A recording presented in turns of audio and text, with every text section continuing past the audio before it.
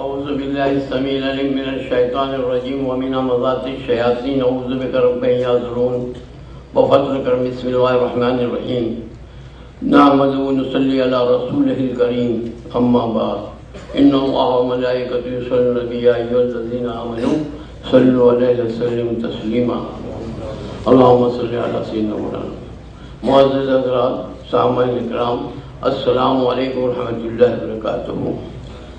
ناچیز آپ کے سامنے حاضر ہوا ہے، نہ یہ کوئی عالم ہے، نہ فاضل ہے، نہ قاری ہے، نہ حافظ ہے، نہ مصنف ہے، نہ مناظر ہے، کچھ نہیں ہوں۔ میں ایک خادم اپنی قوم کا آپ کے سامنے آیا ہوں، اور وہ یہ خاص بات لے کر آیا ہوں۔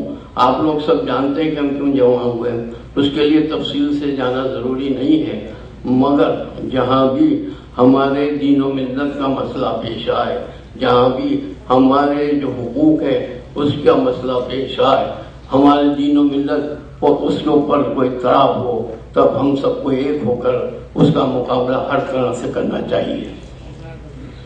وہ چیز ہوتی ہے، واقف جس نیت سے اس کو وقف کر دے، اس میں پھر کسی کی گنجائش نہیں کہ وہ رد و بدل کرے۔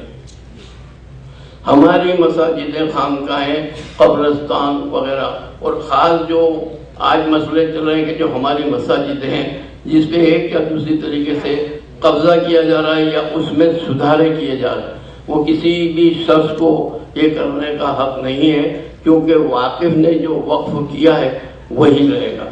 ہم اپنی ذرا سی زمین کے لیے کتنا لڑتے ہیں، اور اس کے لیے سپریم کورٹ تک بھی جاتے ہیں، اور اس کے بعد بھی بہت کچھ چلتے ہیں، جبکہ یہ مسجد جو ہے یہ اللہ کا گھر ہے، زمین سے لے کے آسمان تک ہے، اور ہم اللہ اور اس کے رسول کو ماننے والے ہیں۔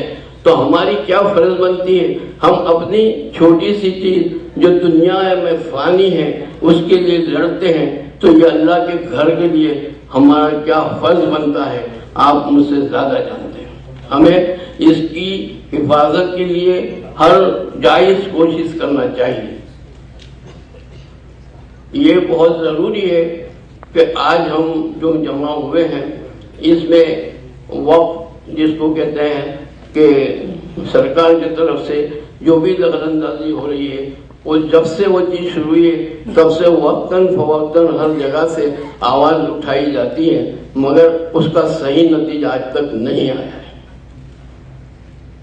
اب رہا سوال یہ کہ جو ہم متولی بناتے ہیں، ٹرسٹی بناتے ہیں، اس کے سب سے پہلے تو اس کو چاہیے کہ وہ خود سمجھ لے کہ کیا ہم اس کے لائق ہیں جو ذمہ داری اٹھانے کو ہم آ گئے۔ اور یہ سب سے زیادہ ذمہ ان لوگوں کا ہے جو ایسے لوگوں کو اس کا متولی بناتے ہیں یا ٹرسٹی بناتے ہیں کہ جو اس کے ذرہ برابر کے لائق نہیں ہوتا ہے۔ عموماً خاص کر میں سب کے لیے نہیں کہتا، مگر ان کو سوچنا چاہیے کہ میں لائق ہوں، اور جو بناتے ہیں ان کا قصور زیادہ ہے کہ وہ انگلیاں اٹھا اٹھا کر اس کو نمائندہ بنا دیتے ہیں۔ یہ ہماری فرض ہے، ہم کو چاہیے کہ اس کے جو اہل ہیں ان کو بنائیں۔ آج کئی جگہ دیکھا گیا ہے، مساجدوں میں، خانقاہوں میں، مدرسوں میں، قبرستان میں، کہ عام طور پر جس کا کوئی وجود نہیں ہے وہ آج متولی بن کے بیٹھا ہے، ٹرسٹی بن کے بیٹھا ہے۔ ٹرسٹ کا مطلب ہوتا ہے جس پہ وشواس رکھا گیا، ٹرسٹ رکھا گیا، وہی آ کر بریچ آف ٹرسٹ کرتا ہے جس پہ ہم نے اعتبار رکھا۔ آج ہماری بہت سی چیزیں، جگہیں ایسی ہیں جو لوگ اس کے اوپر کرایہ دار کی حیثیت سے قبضہ کر کے بیٹھے۔ ہماری ایک جگہ ہوتی ہے، ہمارے باپ دادا نے اگر کسی کو اس وقت اس کی کوئی ہستی نہیں تھی تب اس کو کرایہ پہ دیا، اس کو رہنے کو گھر دیا، آج اس پہ وہ حق جما کے بیٹھ گئے، وہ ایک الگ بات ہے، مگر ہمارے وقت کی جگہیں تھیں اس کے اوپر جب ان کو رہنے کے لیے یا اپنی تجارت کرنے کے لیے دیا گیا تو وہ چیز بھول گئے جب ان کا وقت کیا تھا، اور آج اس کے حق جما کے بیٹھے ہیں، اور وہ اپنی ایمانداری سے اس میں کوئی اضافہ یا کوئی ایسی چیز کرنا ہی نہیں جانتے۔ وہ سمجھتے کہ ہمارے باپ کی ملکت ہے، اور باپ کی بھی ملکت ہے، اس میں بھی تمہارا اکیلا حق نہیں ہوتا ہے، اس میں بھی جتنے کے حقوق ہوتے ہیں، حقدار ہوتے ہیں، ان کو ملتا ہے شریعت سے۔ ہم کو چاہیے کہ ایسی جگہوں کو ہم ایمانداری سے وقت کو سونپ دیں یا اس کے فائدے کا کام ہم کریں. بہت زیادہ بولنا مناسب نہیں سمجھتا ہوں، کافی دور سے آیا ہوں اور مسافری میں ہوں. خیر، مگر ایک دو بات کہنا ضروری ہے کہ ناچیز کو حضرت اسد مدنی صاحب کے ساتھ بھی کافی وقت گزرا ہے، کیونکہ ہمارے میر عبد القادر صاحب میئر صاحب جو تھے، نائب میئر وغیرہ رہے، جو ارشد صاحب کے والد ہیں، ان کے ساتھ میں رہا کرتا تھا. اور جب بھی اسد مدنی صاحب کا دورہ ہوتا تھا، ہماری وقتاً فوقتاً سے ملاقات اور مشورے ہوا کرتے. اب رات والے کہ بتایا گیا کہ رفاعی سلسلے کے بارے میں، تو ہمارے بزرگ ہندوستان میں ایک رمضان المبارک سن 600 ہجری میں تشریف لائے تھے.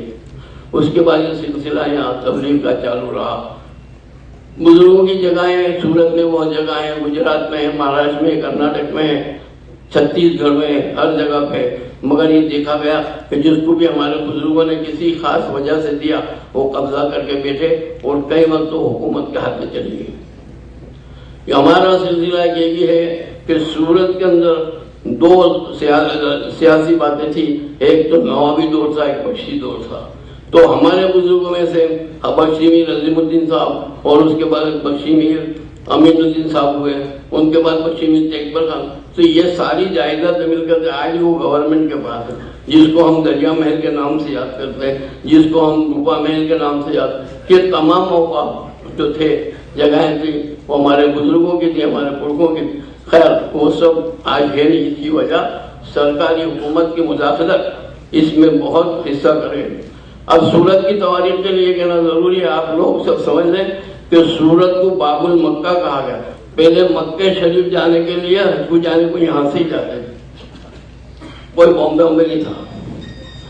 اب یہ ہو رہا ہے کہ مکہ برج اور مکہ کو مٹانے کا نام جاری ہے کہ باب المکہ مٹ مٹا دیا جائے اور اس کو نئے نئے نام سے یاد کیا جاتا ہے. آپ لوگوں کو میری خاص عاجزانہ گزارش ہے، آپ جب بھی کہیں خط خطوط لکھیں تو سورت کو باب المکہ ضرور لکھیں تاکہ یہ تواریخ ہماری قائم رہے. شہروں کو احمد آباد کو مٹا دیا نام احمد شاہ بادشاہ کے، تو ہم کو چاہیے کہ باب المکہ ضرور لکھنا چاہیے، ضرور لکھنا چاہیے خطوں میں ہر جگہ پہ کہ یہ مکہ جانے کی جگہ تھی. یہ مکہ ہی پل جو ہے یہاں تھا، اس کو یہاں سے مٹایا گیا ہے. اور مٹانے کی ہمارے جتنے بھی ادارے ہمارے مذہبی ہیں، اس کو مٹانے کی پورا زور اس کی کوشش ہوتی ہے. نہ سمجھو گے تو مٹ جاؤ گے غافل مسلمانوں، نہ سمجھو گے نہ سمجھو گے تو مٹ جاؤ گے غافل مسلمانوں. ہماری داستان تک بھی نہیں ہوگی داستان. سب سے پہلے ہماری تہذیب کو مٹایا جاتا ہے، ہمارے لباس کو مٹایا جاتا ہے. کیوں کہ اگر کسی قوم کو فنا کر دینا ہے تو اس کے لباس کو پہلے مٹا دو، اس کی زبان کو مٹا دو، سلام کلام کو مٹا دو، ہائے ہو بائی بائی ٹاٹا لے آؤ، سب جگہ پہنچ گئے. اور ہمارے مذہب کی تبلیغ کے لیے صرف اور صرف قرآن اور حدیث ہی ضروری ہے، وہ تو بے شک ہے. مگر آج زمانے میں ہر زبان کے ساتھ، انگلش کے ساتھ، اس کے ساتھ اس کو پڑھ کر ہماری ہدایت قرآن حدیث کی جو ہے وہ پہنچائی جائے، تبھی ہمارا مذہب مکمل، اور مذہب تو مکمل ہے مگر مضبوط ہو سکتا ہے. تو یہ چیزیں ہیں ہمارے لیے. اور اگر سمجھ گئے تو ہم کو مٹا سکے یہ زمانے میں غم نہیں، ہم سے زمانہ خود ہے، زمانے سے ہم نے